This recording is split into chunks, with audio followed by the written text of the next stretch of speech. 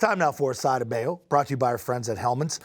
Your policy on game balls. I think I talked to you about this in Cincinnati. I think we gave out a lot of game balls week one. Here we are, middle of the season, towards the back end of the season. Still have the same type of policy, or are you selective? I try to be selective. You know, as a player, it was always sometimes frustrating when, I shouldn't say frustrating, but it's like you had a phenomenal game, the team won and all that, and it's like the whole team gets a game ball. It's like, no, I just balled out. And there is something to, you know, just getting that game ball. But, you know, look, the guys that deserve it, they get game balls. I do it after the game, but also after going back and watching the film, select some guys. When you're a player and off the field stuff happens, it's very hard to concentrate. You know, talking about babies, two guys had babies, Joey Slye, Jelani Tavai.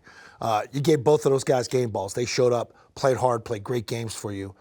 You knew the names of the babies. Yeah. Where did that come from for you? Because that's just not natural where all coaches know everybody's name. But where did that come from for you? No, so every day in the squad meeting, we talk about player announcements, and that could be from, you know, a charity event that they have that week or a new addition to the family. And so we try to stay in tune to all that stuff. And again, I would say not only myself, but just the organization and the other coaches, these are men first and foremost. These are fathers, these are sons, these are brothers, these are husbands.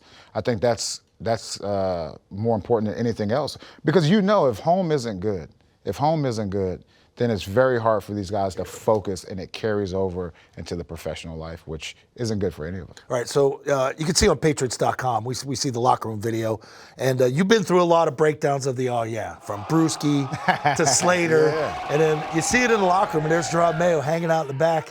It looks like you kind of still feel it where you get the I do. I definitely feel it, man. Just that energy. I thought Jay Jones did a phenomenal job, and really, it's about, again, passing the torch. You know, passing the torch. Slate has passed that torch on, and to hear John Jones do that, it's been great. And I'm more excited to see who he passes that torch on here going forward. And that's the cool thing, because he wasn't the guy. A couple guys go down, he's thrust into it. He's taking it by the horns. Next man up.